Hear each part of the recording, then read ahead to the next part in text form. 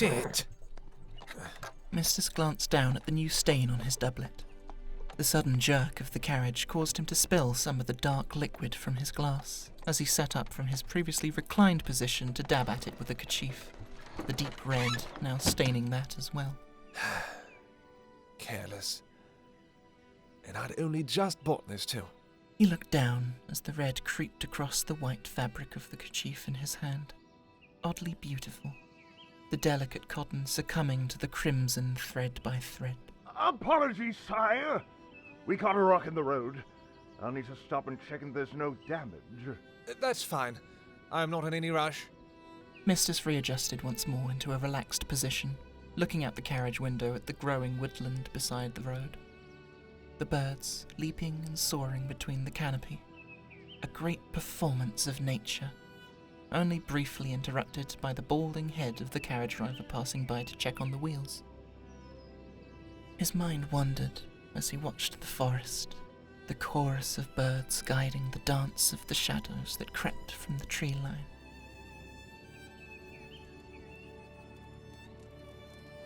The song became screams and jeers. The shadows flickered and stretched in front of the firelight as a great inferno took the forest and scorched the earth. He jumped back in his seat as a bloody hand slammed against the window. Mistus recognized the hand, recognized the face, beaten and cut and burned. He dropped his glass, the shatter drawing his attention but for a moment before he looked back. It's only me, sire. Apologies, didn't mean to startle. Mistus took a moment, glancing behind the driver at the forest. The shifting of the leaves as the wind blew through the branches waved at him, reassuringly. The birdsong had diminished a bit now behind the heaviness of his own breath. He swept a hand through his hair, made sure he was his usual presentable self once more, before switching back on his usual smile and responding to the driver. Not at all. I was lost in thought is all. I'm afraid I dropped some glass, if you wouldn't mind cleaning that out.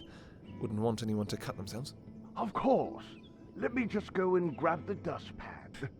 Mistus watched the pudgy man hustle around to the back of the carriage and open a compartment, shuffling back as he opened the door and leaned in to sweep away the broken glass. The same about your wine, sir. Yes, I do hate to be wasteful, but it can't be helped. To err's human, I suppose. Look at that! What I just say? The driver chuckled as he brought his thumb up, and a glistening bead of blood slipped from a small cut in the flesh. Mistus couldn't help but watch as the droplet slid down, slowly, tempting him. He does hate to be wasteful. Well, I think that's all of it now. Apologies once again for the delay. I'll get us back on the road. Mistus gulped as he snapped back to himself once more, and the carriage door shut. He was losing his composure too easily. What? One bad memory comes to mind, and he completely loses his grip on reality? He was working. Gods forbid he disappointed Rose on this, after all she'd done for him. He shuffled over to the other side of the carriage and looked out the other window as he calmed himself, shunning that first window for the rest of the journey. Looking out this side, he saw in the distance the encampment-cum-town Libreville, a bit of an on-the-nose name for what it was. Freedom from life, it meant. A place where the undead could live and be free. Of course, Norovia already existed, a grand city of undeath, sitting deep in the shadow-cursed land to the southwest, governed by a great vampire lord. Thus, Libreville felt to many mortal kind as a threat, the monsters of the night stalking closer and closer to their loved ones, their children. It was an expansion into claimed territory, sure. That comes with its own political disagreements. But the undead were no more monsters than mortal men could be.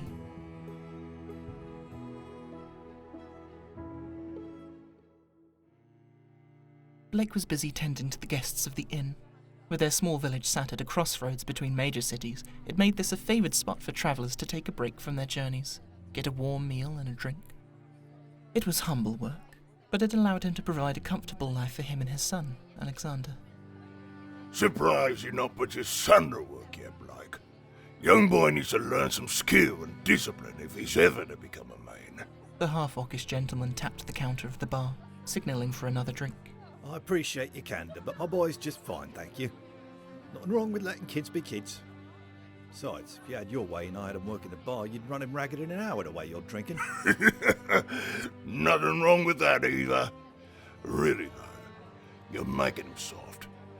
Sure, he's just a kid, but what use is he gonna be in a few years if you don't start teaching him now? Alexander was sat by the window, looking out at the fields as the two had their conversation. He wasn't paying too much attention to the outside, though, as he listened in, his heart growing heavy as the guest rattled on and on about how lazy and useless he was. Even as his father argued his case, he could feel the tears starting to well, and the embarrassment followed, as he slipped off his chair and began to shuffle upstairs to his bedroom. Here now, kid. Don't you want to help your old dad out? The man reached out and grabbed Alexander's arm to pull him into this conversation. Please let go of me. Speak up, boy! You need to take your hand off my son. Boy needs to learn. I'm doing you a favour, teaching him for you. Blake didn't say anything more. He'd already given a warning. Swift as anything, he grabbed a nearby tankard and swung for the patron's head.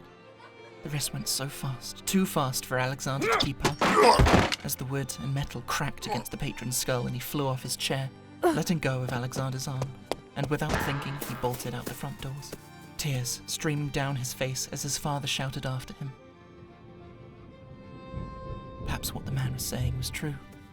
Perhaps Alexander was too soft, too coddled, because that single moment of aggression and what many like that man would simply call discipline sent such a shock of fear through the child, a shock that sent him running as fast as his legs would carry him, up the country road.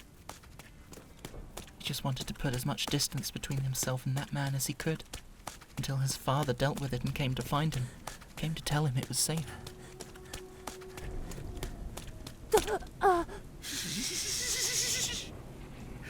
Too much noise!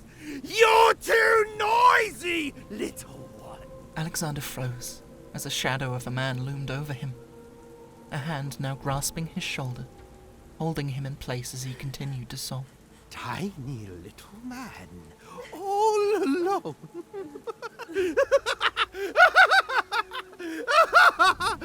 You shouldn't be out on your own.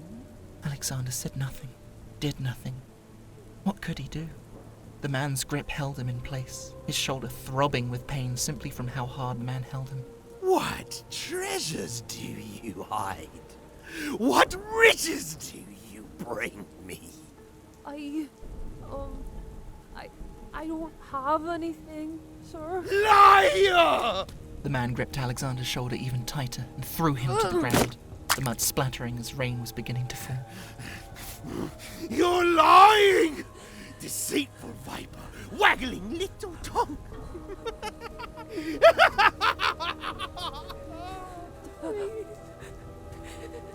The man pulled out a knife, already slick with someone else's blood.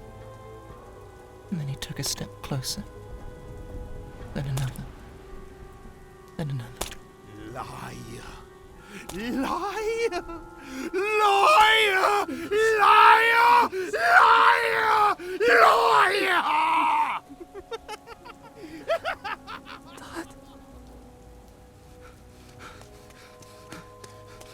Alexander! Son, where are you? Blake had rushed out after Alexander, after breaking a couple more tankards over the ex-patron's head. Alexander knew not to wander off on his own outside the village, but this had scared the kid, and he followed his son's footprints further and further out into the open country. He was no tracker, though, and soon the rainfall that had started began to soften the mud and grass and wipe away all trace of where Alexander had gone. Blake continued on. Even if he wandered the forests all night, even if he had to grapple with the phantoms and the spirits that were said to roam these lands, he had to find his son. Alexander! Please! Dad? Stumbling towards his dad, Alexander came out from the trees, pale, shaking. His clothes were completely drenched, stained with mud and blood. What Blake first thought were tears in his clothes were wounds, stab wounds. Son? Son! Blake sprinted towards his son, parental instincts driving everything at this point. But then as Alexander stepped forward, his eyes caught the moonlight, unnaturally. His skin wasn't just pale, it was deathly, and his eyes were now an inhuman gold.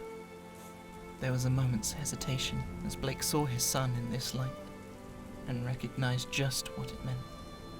But as he reached his son, he just dropped to his knees and clutched him to his chest, weeping with the child as the rain fell around them.